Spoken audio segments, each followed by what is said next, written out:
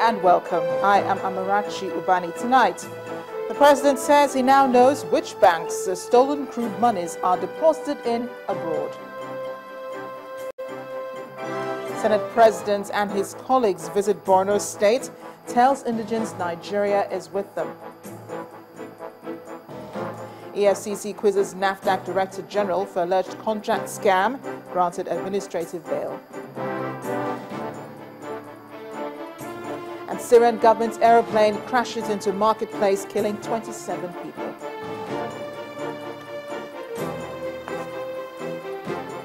On business news tonight, President Muhammadu Buhari orders the National Planning Commission to reduce the recurrent expenditure in the 2016 budget.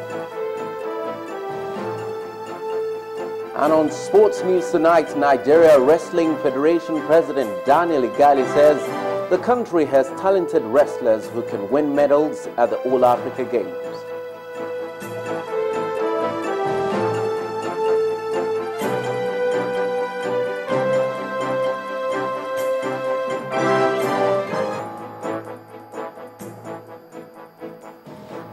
President Muhammadu Buhari has raised hopes the money stolen from Nigeria would soon be recovered. While receiving some American congressmen today at the Aso Rock Villa in Abuja, the president said his administration has gone a step further in identifying banks, financial institutions, and countries in which payments for stolen Nigerian crude oil have been deposited. The president revealed this today, saying he's getting the needed intelligence from the international community who have begun tracing and recovering stolen natural resources. He explained that intelligence gathering, including information on ships that took crude oil from Nigeria and changed direction or poured their contents into other ships midstream, have been gathered. At a meeting with the U.S. lawmakers, it was revealed that some monies were paid to individual accounts, but the president disclosed that he's identifying the financial institutions and countries that are involved.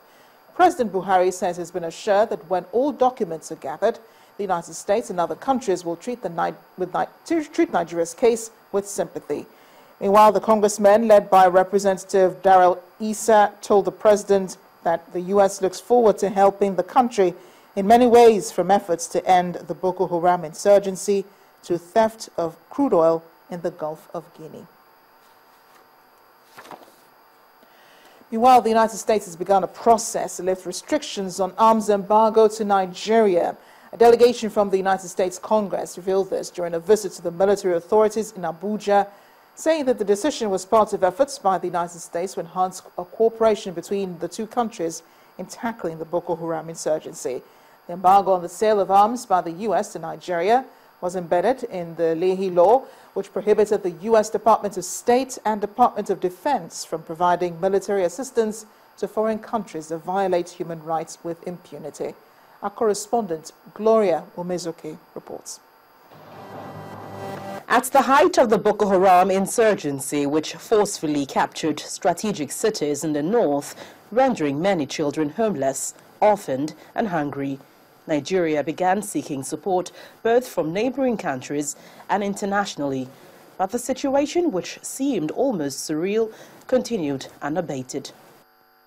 On the basis of a number of allegations bordering on human rights as enshrined under the Leahy Law, the U.S. refused to sell weapons to the Nigerian military. Almost 2 weeks after President Muhammadu Buhari's visit to the United States, it appears Nigeria will begin to count its gains. A delegation from the U.S. Congress visited the defense headquarters with positive news. The process has begun to lift restrictions under Leahy, but let's understand the vast majority of support the United States provides and will be provided regardless of those. Our technical support, our training, and much of the equipment we supply has never stopped and will continue. But we are looking with the President, with the new General Staff, to work to make sure that the people of Nigeria can have a confidence in the professionalism of the military, something that people rely on when the military is trying to clear insurgents and protect the civilians. But it also takes securing communities, providing an environment in which people trust the government and no longer trust that which has been overseeing them for so long. The delegation met with the chiefs of Army Staff, Naval, Defense and Air Staff in a closed-door meeting. Also, the issue of human rights. They are pleased with the discussions, and we hope that at least we'll continue to build on this. Gaps that have been created before have been identified, and are definitely going to work on them. The military promised to address pending issues with the U.S. to gain strategic weapons to wipe out the Boko Haram insurgency by the end of 2015. Gloria Umezuke, Channels Television News. Staying with security, Senate President Bukola Saraki has become the latest high-profile government official to visit Maiduguri, the Borno state capital. Senate President made good his promise to visit the troubled Borno state in northeastern Nigeria to assess the ongoing military operations there. Senator Saraki, who arrived in Maiduguri shortly after 12 noon in a Nigeria Air Force plane, was said to have been briefed by the troops fighting the war against Boko Haram in the state.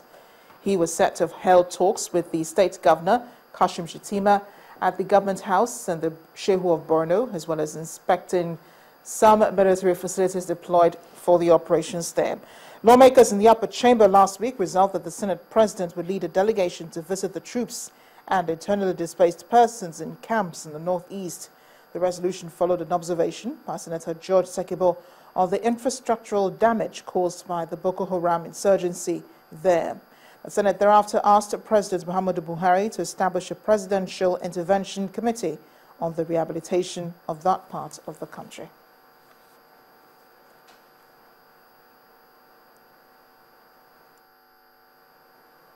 The military, having recorded what it calls some impressive results by capturing a Boko Haram commander, the Director of Army Public Relations, Colonel Sani Usman, says the suspect was apprehended during a joint operation around Aulari in Bama Axis.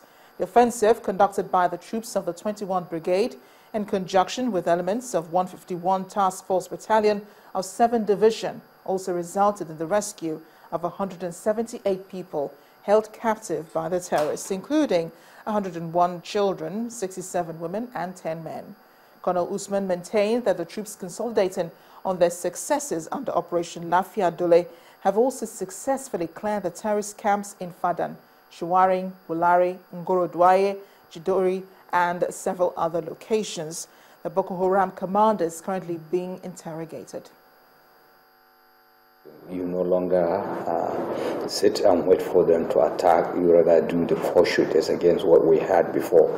And in addition to that, there were roads hitherto being held by the terrorists, and that they have now been reopened. If you remember, Damaturu, Bunia, the Bureau, as well as Sabongari, Dambua, Bureau, and a host of other things. And now the military has gone on offensive with support from the Nigerian Air Force.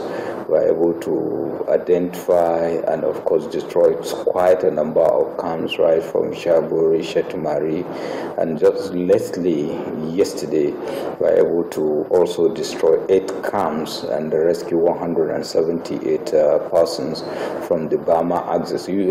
Basically the fight now is more or less on Dikwa and Bama axis, and recently you could recall also we were able to reclaim Dikwa to the extent that we were able to also discover and destroy one of their IED making factory that was abandoned chemistry laboratory in the College of Education of that town. Example, just quite recently in Chad, they were able to arrest a notorious arms supplier and dealer to Boko Haram terrorists. And it has never occurred to you, it was the information supplied by the Nigerian security forces that they were able to achieve that feat. And there is ongoing cooperation, especially among the members of the Lake Chad region, and you know that we have a renewed multinational joint task force. The Director of Army Public Relations, Colonel Sani Usman, More on security now. The Boko Haram sect has reportedly released another video, but again conspicuously failing to feature its leader, Abubakar Shekau. This development further feeds speculation that the sect leader may have either been hiding, wounded or killed. The last heard from Abubakar Shekau was in March when the sect released an audio message in which it pledged allegiance to the Islamic State.